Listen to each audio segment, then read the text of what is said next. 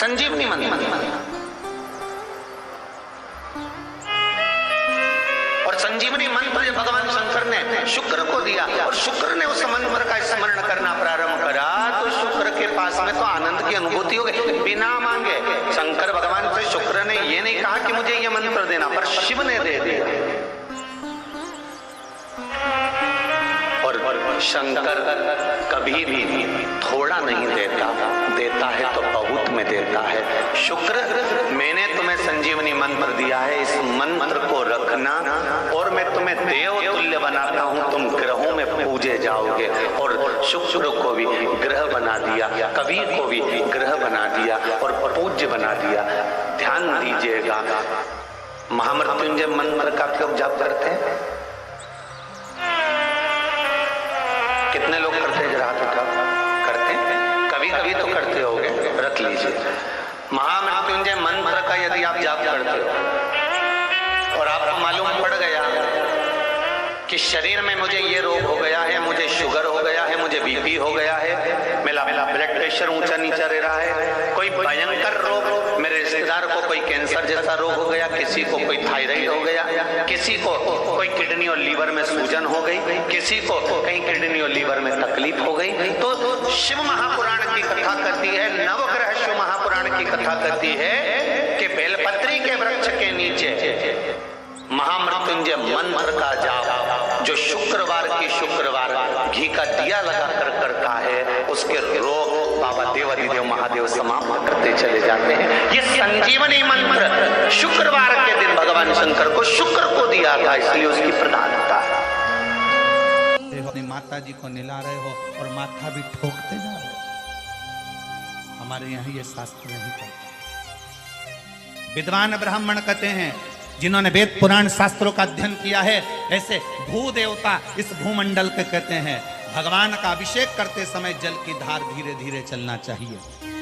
जल की धार भू देवताओं ने, ब्राह्मणों ने तो कह दी कि धीमे धीमे चलना चाहिए। अब कोई इनसे भिड़ जाए और कह दे साहब कि तुम लिखा हुआ बताओ कि जल की धार महादेव को धीमे धीमे चढ़ना चाहिए, उसका प्रमाण क्या है? तो ब्रह्म वैवर्त पुराण में कहा तुम रुका जी धीरे धीरे जल चढ़ा रहे थे, आराम से जल समर्पित कर रहे थे। ब्रह्मा विष्णु आदि कादिक सब ने जब तुम रुका जी उठे, उठते से उनसे पूछा तुम ये क्या कर रहे हो? जल तो जल्दी भी चढ़ा सकते हो, फिर तुमने धीरे धीरे क्यों चढ़ाया? तो कहा मेरे जल को धीरे चढ़ाने का एक कारण है, ये जल शिवजी का चढ़ा हुआ जब पृथ्वी पर जाता है तो पृथ्वी इसको ग्रहण करते हुए अपने आनंद सुख को पाती है और शीतलता प्राप्त करती है, जिससे जनमानस का कल्याण करती है। अब ब्रह्मा जी के प्रश्न का संशय मिट गया, भगवान विष्णु के प्रश्न का संशय मिट गया, अब इंद्र के प्रश्न का संशय मिट गया कि पृथ्वी को बार बार भगवान को अवतार लेने की जरूरत नहीं पड़ेगी, भगवान को बार बार पृथ्वी पर आने की जरूरत नहीं पड़ेगी। अगर संसार के लोग पृथ्वी पर रहने वाला एक एक बच्चा शंकर के मंदिर में एक लोटा पानी चढ़ाना चालू कर दे तो पृथ्वी भी अपना खजाना खोलना चालू कर दे। राजा भर्तरी के समय पर, राजा विक्रमादित्य के समय पर भारत को सोने की चिड़िया कहा जाता था। सोने की चिड़िया कहलाने का अगर हक है तो राजा विक्रमादित्य को है। सोने की चिड़िया,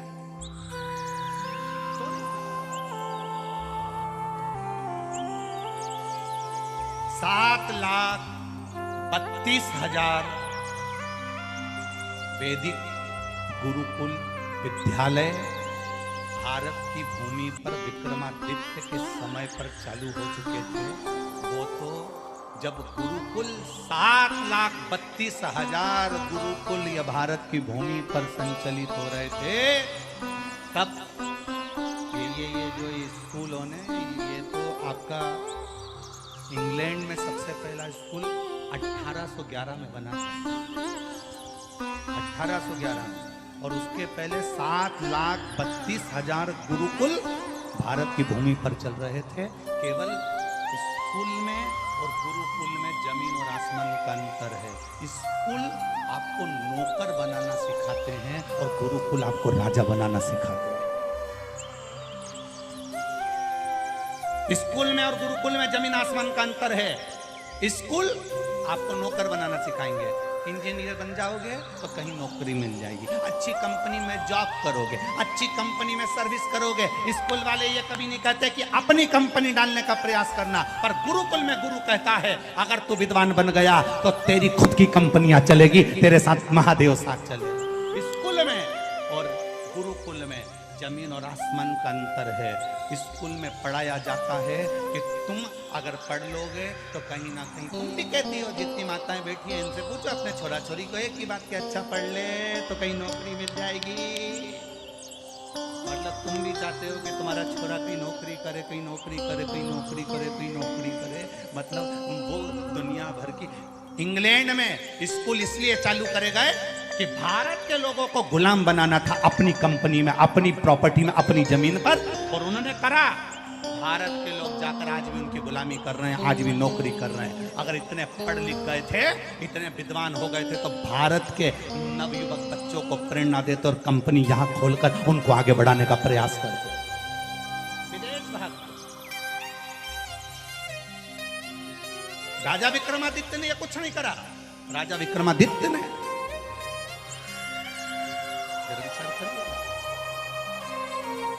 25 राजा विक्रमादित्य जब सिंहासन पर बैठे उसके पहले के 25 वर्ष में सनातन धर्म शून्य करा गया। उठाकर देखिए जरा, राजा विक्रमादित्य जब अपने सिंहासन पर बैठे उसके पहले के 25 वर्ष, उसके पहले के 25 वर्ष सनातन धर्म को शून्य कर दिया गया था। शून्य। सनातन धर्म नीचे दबता गया, दबता गया, दबता गया। रामायण, भागवत, गीता, वेद, पुराण, ये मेरी उज्जैनी का, अवंतिका का इतिहास कहता है। पूरे भारत की भूमि पे से रामायण, भागवत, गीता, वेद, पुराण सब कुछ छुपा दिया गया। ऐसी जगह छुपाया कि किसी के जिंदगी में जीवन भर मरते मर जाता तो ना रामायण ढूंढ पाता, ना वेद ढूंढ पाता, ना पुराण ढूंढ पाता। जो पुराण तुम सुन रहे हो ये भी नहीं मिल पाती। सारे वेद, सारे पुराण, सारे शास्त्र, महाभारत, रामायण, गीता, ये सब कुछ 25 वर्ष के अंदर, जब तक राजा विक्रमादित्य कुर्सी पर सिंहासन पर नहीं बैठे उसके पहले के 25 वर्ष में सब कुछ छुपा दिया। ऐसा छुपाया, ऐसा छुपाया कि राजा भर्तरी भी नहीं ढूंढ पाए थे, उनके पिता भी नहीं ढूंढ पाए थे। जब राजा विक्रमादित्य भर्तरी के जाने के बाद सिंहासन पर बैठे तो उन्होंने पहला काम करा, एक ही चीज करी कि सबसे पहले महाभारत, रामायण, गीता, वेद और पुराण कहाँ छुपे हैं उसको ढूंढा जाए। पृथ्वी को उखेड़ दिया, एक एक जहां जहां पर्दे आदि कादिक लगे थे, जितने जितने जो बने हुए थे सबको तोड़कर उन्होंने वो वेद, पुराण, गीता, रामायण, शास्त्रों को निकाला और निकालकर विद्वान ब्राह्मणों के हाथ में दे दिया, तुम पढ़ो।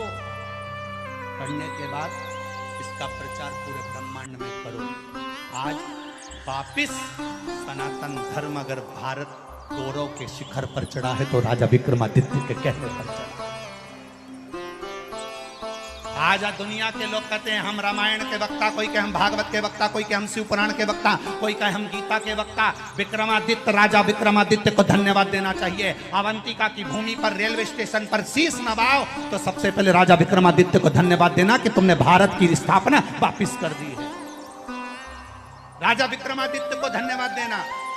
अवंतिकापुरी में जितनी पाठशालाएं चले उन पाठशालाओं में एक पुस्तक राजा विक्रमादित्य की भी चलना चाहिए, जिसने इस अवंतिका का निर्माण नहीं पूरे भारत पर सनातन धर्म का निर्माण करा। सहज है राजा विक्रमादित्य। बस उसकी 2-3 कहानी सुना दी, 32 की कहानी सुना दी और सिंहासन की कहानी सुना दी। उसके गौरव की कहानी कौन सुनाए, उसके इतिहास को कौन जानेगा।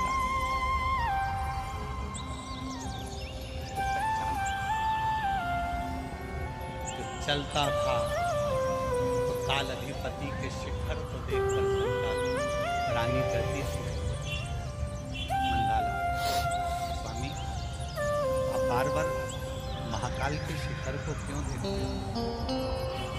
रानी से राजा एक ही बात कहता था, एक दिन मुझे भारत को उसी शिखर पर पहुंचाना है, उसी शिखर पर, उसी शिखर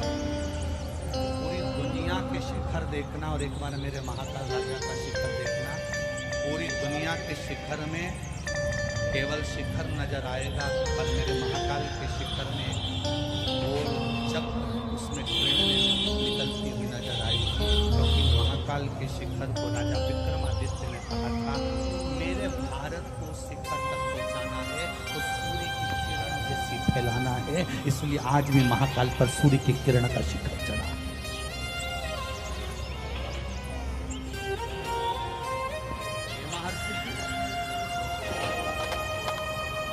राजा विक्रमादित्य जा रहे थे और मां हरसिद्धि पांव में नुपुर बांधकर उज्जैन से जा रही, उज्जैन से। राजा विक्रमादित्य से रहा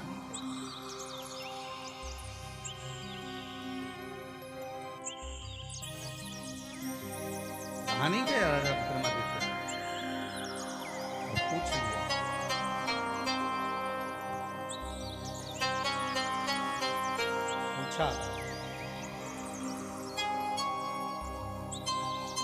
पहले तो पीछे पीछे चले मां हरसिद्धि, इतनी सुंदर मां हरसिद्धि, इतनी सुंदर छोटी सी कन्या का रूप रखकर मां हरसिद्धि जब जा रही थी, राजा विक्रमादित्य पीछे पीछे चलते चलते मां हरसिद्धि के पीछे पीछे चलते चलते क्षिप्रा के तट पर जब हरसिद्धि पहुंची और देखा कि इनके लिए तो विमान आया है और ये विमान में बैठ के जा रही है, कहां गई?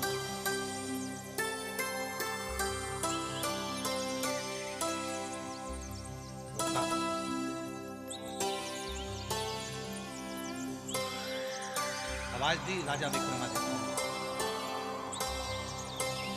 मां मां। छोटी सी कन्या हंसकर उधर चली क्षिप्रा के तट। विक्रमादित्य फिर हंसकर बोले मां, ओ मां। छोटी सी कन्या अटखेली करती करती महाकाल वन में घूमने रही है, विक्रमादित्य जी उनके पीछे पीछे। फिर आवाज लगाई मां मां। छोटी सी कन्या भागते हुए कूप के पास पहुंच गई, बावड़ी के पास। फिर विक्रमादित्य ने आवाज लगाई मां, ओ मां। हरसिद्धि माता ने पलट कर पूछा, मैं छोटी सी कन्या हूं, तुमको मां नजर आ रही? आप मुझे मां कह रहे हो? आपकी माता तो आपके घर में निवास कर रही होंगी और आप मुझे आवाज लगा रहे हो? विक्रमादित्य कहते हैं मां, बेटे से कब तक छुपोगी? आप हरसिद्धि नहीं हो क्या? कहां जा रही हो? उज्जैनी से, इस अवंतिकापुरी से बाहर। हरसिद्धि ने कहा, मेरे भक्त गुजरात में हरसद में, गुजरात के पास में एक स्थान है हरसद गांव, जहां कहती है हरसिद्धि कि मेरे भक्त मुझे वहां बुला रहे हैं तो मुझे भागना पड़ेगा, चलना पड़ेगा। विक्रमादित्य जी कहते हैं मां, इस अवंतिका को छोड़कर चली जाओगी तो अवंतिका वालों का पेट कौन भरेगा? क्योंकि मां हरसिद्धि तू ही अन्नपूर्णा है, तू ही लक्ष्मी है। तेरा दर्शन शाम के समय पर अगर कोई करता है ना मां, तो उसका भंडार कभी खाली नहीं रहता, और तू छोड़कर चली जा रही। हरसिद्धि तो विक्रमादित्य की आंख में आंसू भरे थे, आज मां से बात करते। इसे रामकृष्ण परमहंस मां शारदा से बात करते समय आंख से निरंतर अश्रु बहता रहता, निरंतर। रामकृष्ण परमहंस की जैसे आंख से लगातार आंसू बहता है मां शारदा से बात करते हुए, आज विक्रमादित्य मां क्षिप्रा के तट पर मां हरसिद्धि से बात करते हुए आंख से आंसू की धार बह रही है। एक बेटा अपनी मां से दिल की बात कह, मां तू चली गई तो भोजन कौन देगा?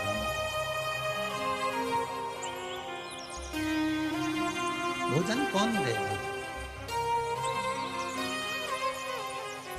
मां तू चली गई तो संसार का ये अवंतिकापुरी का भरण पोषण कौन करेगा? अवंतिकापुरी विक्रमादित्य का शासन केवल यही नहीं था, विक्रमादित्य का शासन तो चीन की बॉर्डर तक भी था, नेपाल तक भी था। विक्रमादित्य का शासन कोई साधारण नहीं रहा। तू चली गई मां तो इनका पेट कौन भरेगा? हरसिद्धि मुस्कुरा कर कहती है, विक्रमादित्य तू मुझे पहचान गया, तूने मुझे जान लिया, शायद संसार का पहला जीव है तू जो मुझे पहचान गया। नहीं तो मुझे अच्छे अच्छे नहीं पहचान पाते, कौन जान सकता है? माँ तेरा बेटा ही हूँ माँ, तेरी गोद में खेल कर बड़ा हुआ हूँ माँ। इस अवंतिकापुरी में तेरी ही गोद में इसी रज में माँ मैं खेला हूँ। कंकर कंकर में मैंने शंकर देखा है माँ, और अपनी माँ को भूल जाऊं ये कहाँ की बात है। हरसिद्धि ने हाथ पकड़ा विक्रमादित्य का और जाकर एक स्थान पर वो बैठ कर कहती है कि तू बता दे विक्रमादित्य मैं कहाँ रहूं। विक्रमादित्य कहते हैं माँ पूरा बंगला तेरा है, जो कमरा तुझे पसंद आए वो कमरा तू रख। हम होते हैं बंगला बनाते हैं तो माँ का कमरा अलग बना देते हैं, इनका कमरा ये रहेगा, मम्मी तुम्हारा कमरा ये, तुम्हारा ये कमरा है, उसमें तो अलमारी बना दी, एक पलंग बना दिया, थोड़ा बहुत उसमें काम कर दिया। और खुद के कमरे में बेटा अपना कमरा तैयार करता है तो धर्म पत्नी जूड़ा बांध बांध के 25 बार कह देती फर्नीचर अच्छा बनाना, इंटीरियर अच्छा करना, सुंदर बनाना, सुंदर बनाना। 25 बार पति अपनी पत्नी को गाड़ी पर बिठा के बंगला दिखाने ले जाता, ये अपना कमरा है। पत्नी खुश हो, तुम थोड़ी सी अलमारी ऐसी बनवा लो तो। एक बार माँ के कमरे में बहू ने नहीं बोला कि इसमें एक फोटो भगवान का भी लगा देना, तो माँ 24 घंटे भजन करती रहेगी, स्मरण करती रहेगी। अपने कमरे में ऐसा करवा लो, अपने कमरे में ऐसा करवा लो। विक्रमादित्य राजा विक्रमादित्य माँ हरसिद्धि से कहते हैं ये पूरा बंगला तेरा है, ये पूरा अवंतिकापुर तेरा है, माँ तू जहां बैठेगी वो तेरा निवास होगा। बस माँ ने कह दिया राजन सुबह के समय पर आकर तू मेरा स्मरण करना, जहां तू मुझे लाल पुष्प समर्पित कर देगा वहीं यह हरसिद्धि आकर बैठ जाएगी। और माँ हरसिद्धि पूरी अवंतिकापुरी में भ्रमण करती करती राजा सुबेरे आया, एक पुष्प ले जाकर रख दिया, रखा, माँ वहां विराजमान हो गई। आज भी वो हरसिद्धि दुनिया का भंडार भर रही है, दुनिया का भंडार भर रही। अन्नपूर्णे सदा पूर्णे शंकर प्राण। हमको तो लगता है ये महाकाल राजा ने ये शिव महापुराण की कथा उज्जैन को लोगों को उज्जैन का इतिहास बताने के लिए रखी है, ऐसा लगता है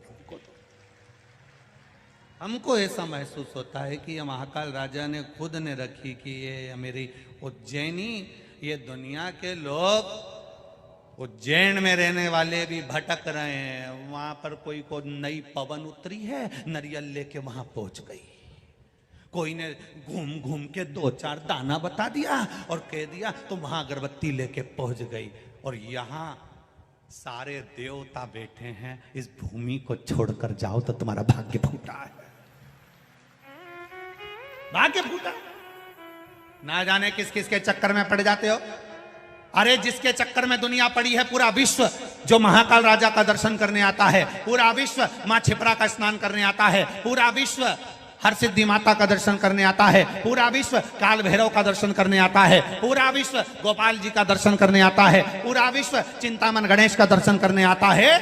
और आप अभी भी संशय में जी रहे हो, अभी भी संशय तुम्हारे मन में, किसी ने कुछ कर दिया होगा। उज्जैन वालों पे कुछ कर दे फिर वो काल भैरव क्या करेगा? उज्जैन वालों पर, अरे उज्जैन वालों को तो ठाठ से इसकी सामर्थ्य था। किसकी सामर्थ्य? महाराज वो करता।